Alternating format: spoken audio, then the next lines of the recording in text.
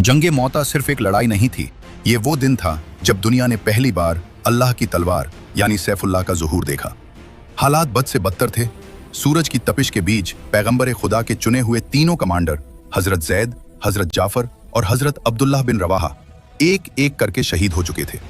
जैसे ही तीसरे कमांडर शहीद हुए, इस्लामी परचम जमीन की तरफ गिरने लगा। जंग में झंडा गिरने का मतलब है हार। रोमनों ने देख लिया था कि अब मुसलमानों का कोई लीडर नहीं बचा। भगदड़ मचने ही वाली थी कि तभी बिजली की रफ्तार से हजरत साबित बिन अकरम लपके और झंडे को थाम लिया। हजरत साबित कहते हैं, ए खालिद, ये झंडा थाम लो और कमान संभालो। खालिद बिन वलीद कहते हैं, नहीं, मैं ये नहीं कर सकता।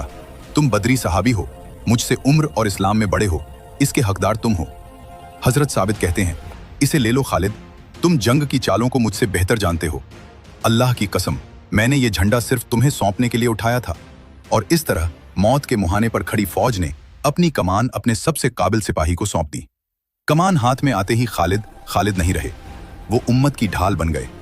कमांडर बनने के बाद उन्होंने पीछे हटने की बजाय सीधा हमला किया। सही बुखारी की रिवायत है, हजरत खालिद खुद बताते हैं, जंगे मौता के दिन मेरे हाथ से 9 तलवारें टूट गईं। आखिर में मेरे हाथ में सिर्फ एक यमनी चौड़ी तलवार बची, जिससे मैं लड़ता रहा। जरा सोचिए उस दीवानगी को। एक इंसान ने लोहे की 9 तलवारें तोड़ दी। रोमन सेना जो जीत का जश्न मनाने ही वाली थी, खालिद की जांबाज अदा को देखकर खौफ में आ गई। सूरज ढल गया था, जंग रुक गई थी। सब सोए हुए थे, पर खालिद जाग रहे थे। उन्होंने एक खतरनाक नफसियाती खेल खेला। रात के अंधेरे में उन्होंने फौज का दायां हिस्सा बाईं तरफ और पीछे की सफ़ें आगे कर दी। अगली सुबह जब रोमनों ने नए चेहरे, नए झंडे और पीछे से उड़ती हुई धूल देखी, तो उनका हिसाब गड़बड़ हो गया।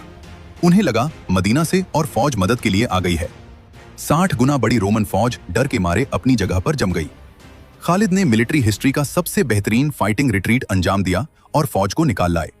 जब वो मदीना पहुंचे तो कुछ जज्बाती लोगों ने उन्हें भगोड़ा समझा, लेकिन नबी पाक ने तुरंत उनका बचाव किया। उन्होंने फरमाया, ये भगोड़े नहीं हैं, ये कुर्रार हैं, ये बार बार पलटकर हमला करने वाले हैं इंशाअल्लाह।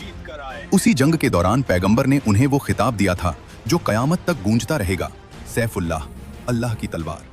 एक ऐसी तलवार जो न कभी टूटी न कभी